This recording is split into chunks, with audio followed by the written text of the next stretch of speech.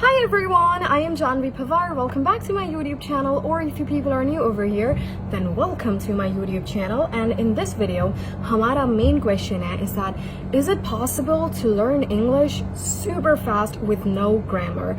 The answer is yes, yes and yes. It is possible. आप English को बहुत जल्दी सीख सकते हैं बिना किसी grammar के, बिना ये पता लगाए what is was, what is were, perfect continuous tense, past perfect continuous, और इन सारों के rules याद करने. Then we have moral, adjective and all of this stuff. क्योंकि जब हम इस प्रोसेस से सीखते हैं तो हमें बहुत ज़्यादा टाइम लग जाता है. So it's very simple to learn English because it's just a language.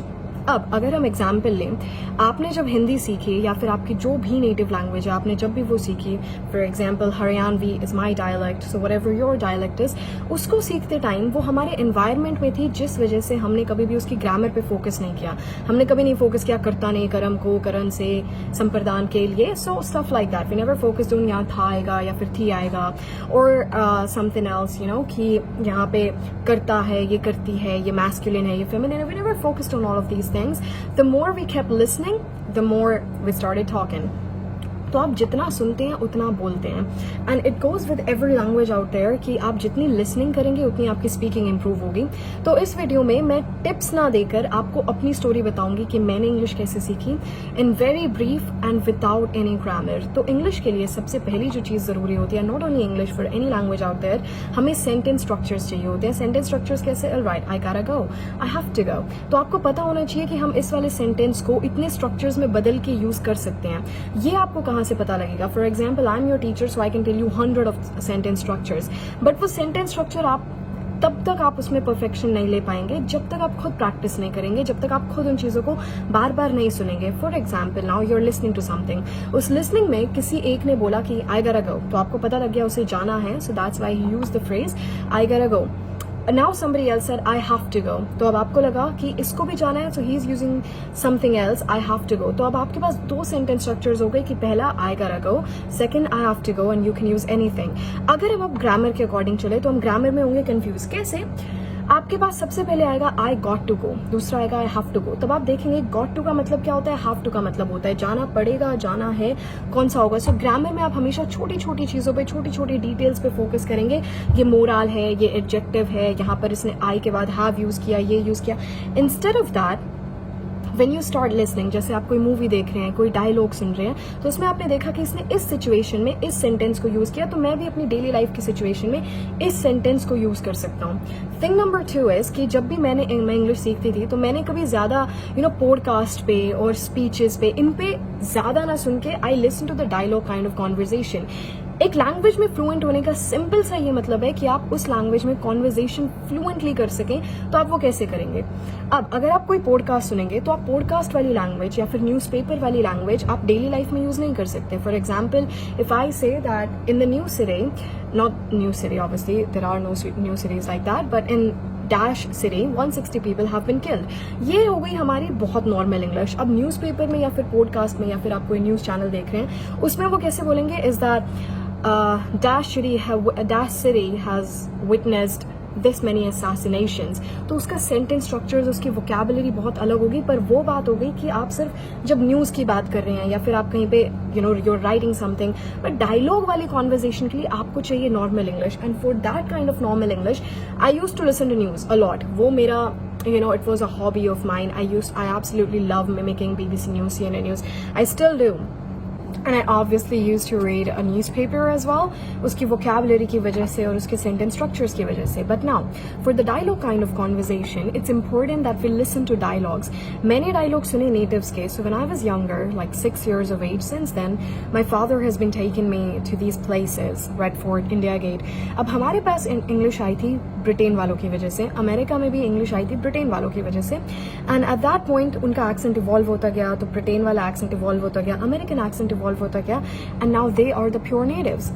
India की पॉपुलेशन की वजह से we created an Indian accent, but English came to us from Britain. So I used to listen to native people a lot. मैं उनके साथ बात करती थी.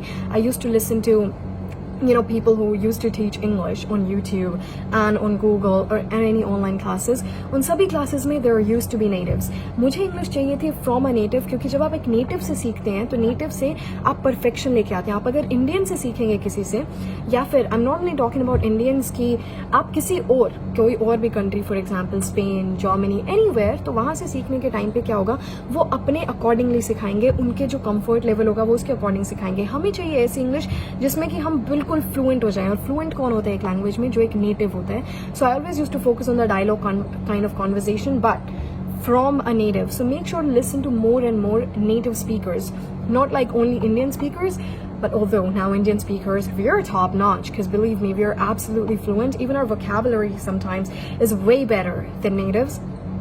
But for all of these slangs, जो वो phrases use करते हैं, जो उनके expressions होते हैं daily to daily life में, so for all those kind of things, you need to listen to native speakers most. Next thing that I used to focus on, अब sentence structures की अगर बात करें तो sentence structures में क्या होता है? My father used to give me these little sentences. It's like, Janvi, if you have to eat, what are you going to say? Like, let's eat, let's go, let's go cycling. So we used to use these kind of sentence structures. Then he used to give me a sentence structure as that I have to go, I have to eat, I have to use.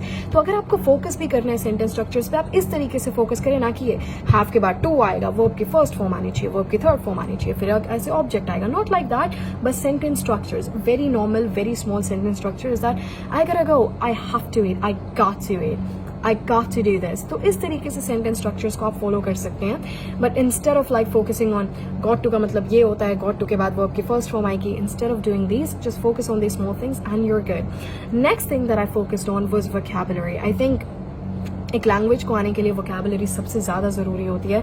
अगर आपके पास words नहीं है तो आप कुछ बोल भी नहीं पाएंगे. अगर आपके पास वर्ड्स नहीं है आप सेंटेंसेस फॉर्म नहीं कर पाएंगे. अगर आपके पास वर्ड्स नहीं है तो आप डायलॉग्स नहीं बोल पाएंगे. बट वर्ड्स कैसे सीखें? वर्ड्स आते हैं रीडिंग से. When I said is that I used to read a newspaper to improve my vocabulary. You can read anything, you can literally read anything. You can read a magazine, an article और a newspaper, but make sure to give approximately 25 to 30 minutes on a newspaper or anything reading. तो reading में क्या होगा? Reading में आएंगे नए नए words. उन नए वर्ड्स का किसी का मतलब आपको पता होगा, किसी का नहीं पता होगा. कुछ आप अपने आप से फिगर आउट भी कर सकते हैं, क्योंकि एक जब वर्ड अलग अलग सिचुएशंस और अलग अलग सेंटेंसेस में आना शुरू हो जाता है तो आप उसका मीनिंग जो है वो अपने आप फिगर आउट करना आप शुरू कर देते हैं. And for that you need to read stuff, क्योंकि 15 से 20 दिन के बाद आपको लगेगा ये वर्ड तो फिर से रिपीट हो गया, and you know the meaning of that word. पर अब उस वर्ड का मीनिंग याद रखने के लिए आप क्या करेंगे? आपको उसे डेली लाइफ में यूज करना होगा. फॉर एग्जाम्पल, अगर आज आपने 10 वर्ड सीखे तो उन 10 वर्ड्स को आपको डेली लाइफ के सेंटेंसेस में लेकर आना पड़ेगा. और वो आप कैसे लेकर आएंगे? So like I had no one in my environment, but obviously I had my father. But my father was not like, top-notch English speaker, not very fluent, and he also had an Haryanvi accent. He still does.